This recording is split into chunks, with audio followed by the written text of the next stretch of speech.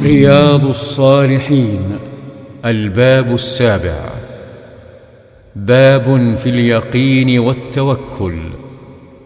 عن ابن عباس رضي الله عنهما قال: قال رسول الله صلى الله عليه وسلم: عرضت علي الأمم فرأيت النبي ومعه الرهيط، والنبي ومعه الرجل والرجلان، والنبي وليس معه أحد، إذ رفع لي سواد عظيم فظننت أنهم أمتي، فقيل لي: هذا موسى وقومه، ولكن انظر إلى الأفق، فإذا سواد عظيم، فقيل لي: انظر إلى الأفق الآخر، فإذا سواد عظيم، فقيل لي: هذه أمتك، ومعهم 70,000 يدخلون الجنة بغير حساب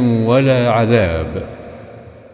ثم نهض فدخل منزله، فخاض الناس في أولئك الذين يدخلون الجنة بغير حساب ولا عذاب، فقال بعضهم: فلعلهم الذين صحبوا رسول الله صلى الله عليه وسلم.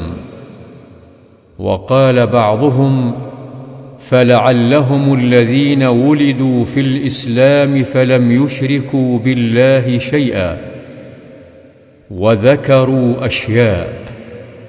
فخرج عليهم رسول الله صلى الله عليه وسلم فقال: ما الذي تخوضون فيه؟ فأخبروه، فقال: هم الذين لا يرقون ولا يسترقون ولا يتطيرون وعلى ربهم يتوكلون. فقام عكاشة بن محصن فقال: ادعوا الله أن يجعلني منهم. فقال: أنت منهم. ثم قام رجل آخر فقال: ادعوا الله أن يجعلني منهم. فقال: سبقك بها عكاشة. متفق عليه.